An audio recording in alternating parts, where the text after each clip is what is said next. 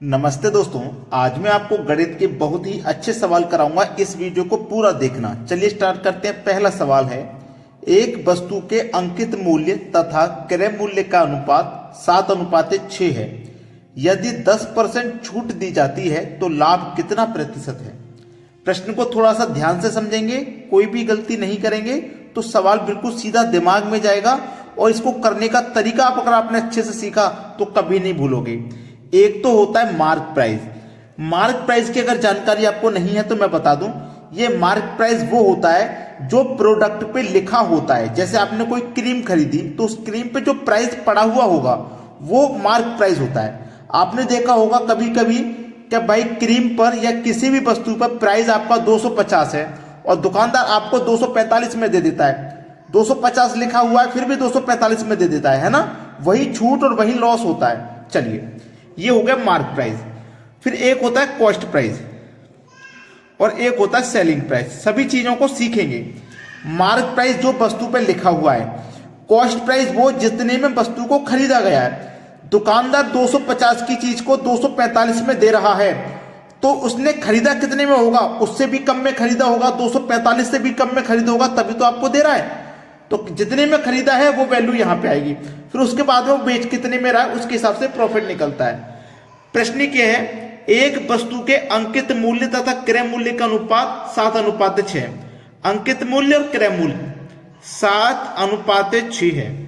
अब देखो ये जो 7:6 है ये किसी संख्या से निकल के आया होगा।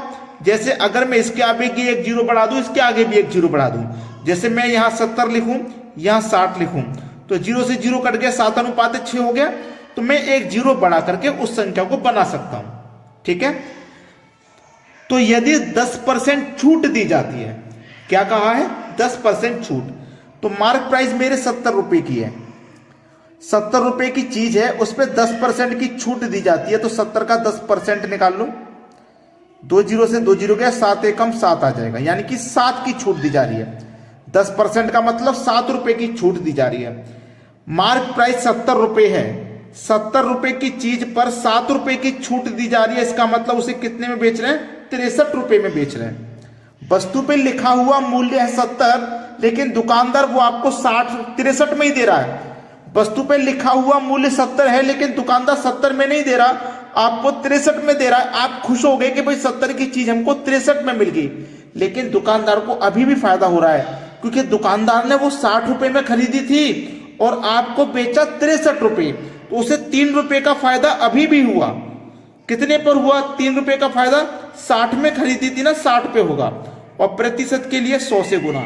ठीक है, जीरो से गया जीरो, 3 दूनी 6, 2 से कटेगा 10, 5 बार में 5% का फायदा अभी भी हो रहा है उसको। बी ऑप्शन सही जवाब हो गया। एक एक स्टेप आप अच्छे से सीखेंगे ना तो दिमाग में सेट हो जाएगा, कभी नहीं भूलोगे आप। अब देखते हैं अगला सवाल। अगला सवाल है, एक कस्बे की जनसंख्या 8000 है। यदि पुरुषों में 5% की वृद्धि हुई और महिलाओं में 7.5% की वृद्धि हुई है और फिर जनसंख्या एक वर्ष बाद 8460 हो जाएगी, पुरुषों की संख्या कितनी है। देखिएगा, टोटल जनसंख्या है 8000 और 8000 से हो जाएगी 8460।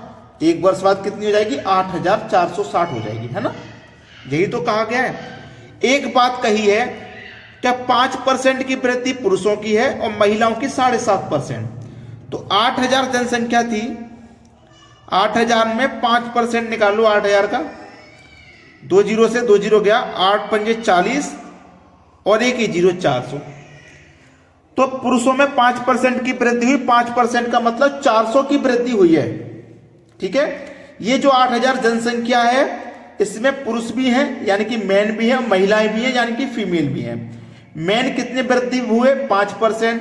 फीमेल कितने परसेंट वृद्धि हुई, 5% प्लस 2.5%, 7.5% है ना। तो 7.5% को 5 प्लस 2.5 लिख सकते हैं। चलिए, पुरुष कितने की वृद्धि हुई, 400 की। तो यहां पे 5% की वैल्यू 400 तो हुई है, 400 तो होगी लेकिन 400 से भी कुछ ज्यादा होगी। 5% की तो हमने मान ली 400 ही है, तो मैंने 5% का यहां भी मान 400 रख दिया, लेकिन मुझे इस 2.5% का मान नहीं पता है। हमको ये 2.5% का मान नहीं पता है भाई। पता है क्या, हमको ये 2.5% का मान नहीं पता, तो हमको ये 2.5% का मान ही निकालना है। बात समझ में आ रही है ना सभी को? हमको जो मान निकालना है 2.5% का। हमारी जो जनसंख्या है, समझना प्रश्न को, हमारी जो जनसंख्या है 8,000 थी, 8,000 से हो गई 8,460, ठीक है। तो 5% का मान हो गया 400, तो 5% का मान 400 हो गया, 60 बचा। 8400 में 400 जो है वो 5% का मान है, 400 से ऊपर जा रहा 60, तो ये जो 60 हो गया ये 2.5% का मान हो गया कि नहीं हो गया? तो 1% का कितना हो जाएगा? 2.5 से डिवाइड कर दो, ठीक है। 100% का मान निकालने के लिए 100 से मल्टीप्लाई कर दो, ठीक है। दशमलव को हटाओ, दशमलव एक संख्या है तो ऊपर में 1 जीरो हो जाएगा। 25 चौके 100, 6 चौकू 24 और 2 जीरो यानी कि 2400। कितना आया? 2400। तो टोटल जनसंख्या हमारे पास कितनी थी? 8,000 थी। उसमें से हम क्या करेंगे? 2400 को माइनस कर देंगे, 2400 को माइनस कर देंगे भाई, कितना आ जाएगा? 5600 आ जाएगा। सवाल खत्म हो गया। सी ऑप्शन बिल्कुल सही जवाब है। देखो हमसे पूछा था पुरुषों की जनसंख्या कितनी है, तो पुरुषों की कितनी है? 5600। 2.5% का मान कितना आ गया? 2400। तो 2400 को माइनस कर दो, क्योंकि हमें 2400 क्यों माइनस करना है? क्योंकि ये लड़कियां हैं। लड़कों का मान 5% का मान 400 है, 5% का मान 400 है, ये 2.5% का मान माइनस कर दिया हमने 2400 निकाल के, तो लड़कों की जनसंख्या 5600 है। प्रश्न सभी को क्लियर हो गया? अब देखेंगे अगला सवाल। अगला सवाल है, एक धनराशि साधारण ब्याज पर उधार दी गई, 5 वर्ष बाद इसका ब्याज मूलधन का 2/5 हो जाता है, ब्याज की दर क्या है? एक धनराशि, वो धनराशि क्या थी हमें नहीं पता। जब नहीं पता तो हम उसे 100 मान लेंगे। जो प्रिंसिपल हमें नहीं पता तो हमने प्रिंसिपल को 100 मान लिया है ना। तो हमें क्या करना है, यहां पे ध्यान रखना, प्रिंसिपल को हमने 100 मान लिया। उसने बोला है कि उधार दी गई राशि 5 वर्ष बाद इसका ब्याज मूलधन का 2/5 है। मूलधन का 2/5 है। मूलधन का, तो मूलधन कितना? 100। मूलधन का 2/5 है, तो 2/5 निकाल लो मूलधन का। 5 से 100 कटेगा 20 बार में, 20 दूनी 40। तो ये क्या है? ब्याज, यानी कि सिंपल इंटरेस्ट, ठीक है। Simple interest 40। अब देखिए एक फॉर्मूला होता है साधारण ब्याज में, सिंपल इंटरेस्ट बराबर P/R/T/100, ये फॉर्मूला होता है। सिंपल इंटरेस्ट हमारे पास 40 है, प्रिंसिपल हमने 100 माना है, रेट हमको निकालना है, टाइम है हमारे पास 5 वर्ष का, बटे में 100। 100 से 100 कटेगा, 5 अट्ठे 40 कटेगा, इधर आ गया 8 और बराबर के इधर आ गया रेट। तो रेट हमारा कितना निकल के आया? 8% का। पहला ऑप्शन हो जाएगा सवाल का बिल्कुल सही जवाब। अब देखते हैं अगला प्रश्न। अगला सवाल है, यह सवाल आपका सिंप्लीफिकेशन का है, और सिंप्लीफिकेशन में सबसे जरूरी होता है बोर्डमास का नियम। तो बोर्डमास का नियम अगर आपको नहीं पता है तो सीख लीजिए, मैंने वीडियो बनाया हुआ है, अगर आप सर्च करोगे ना यूट्यूब पे बोर्डमास के बाद लिखना एसएससी कोचिंग सेंटर, तो हमारे चैनल का वीडियो निकल के आ जाएगा। तो बोर्डमास के अकॉर्डिंग सबसे पहले हम ब्रैकेट सॉल्व करते हैं, ब्रैकेट से पहले सॉल्व करते हैं बार। तो ये बार का साइन हमें सबसे पहले सॉल्व करना है। तो 8 + 9 के ऊपर 12, दोनों को जोड़ दो, ठीक है, दोनों को जोड़ दो।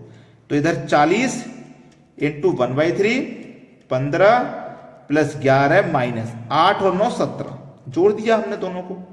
चलिए 40 × 1/3 इंटू, अब इस ब्रैकेट को सॉल्व करो। 15 और 11 को जोड़ेंगे 26, और 26 में से माइनस कर देंगे 17, तो बचेगा 9, ठीक है। 3 तिया 9 हो गया, और 40 का मल्टीप्लाई 3 से कर दो तो आंसर आ जाएगा 120। सी ऑप्शन सवाल का बिल्कुल करेक्ट आंसर। अब देखेंगे अगला सवाल। अगला सवाल है 101 का होल स्क्वायर माइनस 99 का होल स्क्वायर का मान क्या है? देखिएगा, अगर इस प्रश्न को आप ध्यान से देखोगे तो आपको नजर आएगा कि अगर आप इसको a कहें और इसको b कहें, बीच में माइनस का साइन, तो ये a² - b² है, a² - b² है कि नहीं है? तो a² - b² बराबर क्या फॉर्मूला होता है? एक बार दोनों को जोड़ दो a + b और एक बार घटा दो, ये फॉर्मूला होता है। अब a का मान कितना है? 101, तो 101 लिखिए, b का मान है 99, a का मान है 101 माइनस b का मान 99, ठीक है। 101 और 99 को जोड़ोगे तो 200 हो जाएगा, इंटू 101 में से 99 को माइनस करोगे तो 2 आ जाएगा, और 200 का गुना 2 से करोगे तो आंसर 400 आ जाएगा भाई। बताइए कोई सवाल में कोई समस्या है तो कमेंट में जरूर बता देना। अब देखते हैं अगला सवाल। अगला सवाल, यदि x प्लस 1/x बराबर 3 है तो x की पावर 4 प्लस 1/x की पावर 4 का मान क्या होगा। इस सवाल का जवाब आपको देना है, क्योंकि यह सवाल मैंने होमवर्क के लिए दे रहा हूं। ठीक है, बहुत ही अच्छा सवाल है, ये अलजेब्रा का सवाल है, अलजेब्रा का बहुत अच्छा। मैंने पहले बहुत बार इस टाइप के सवाल बताए हैं, और सभी से मेरी रिक्वेस्ट है कि वीडियो को जरूर लाइक किया करें और शेयर किया करें। ठीक है, जितने भी दोस्त आपके एग्जाम की तैयारी कर रहे हैं सभी के पास तक वीडियो को जरूर शेयर कर दिया करो। ठीक है दोस्तों, धन्यवाद।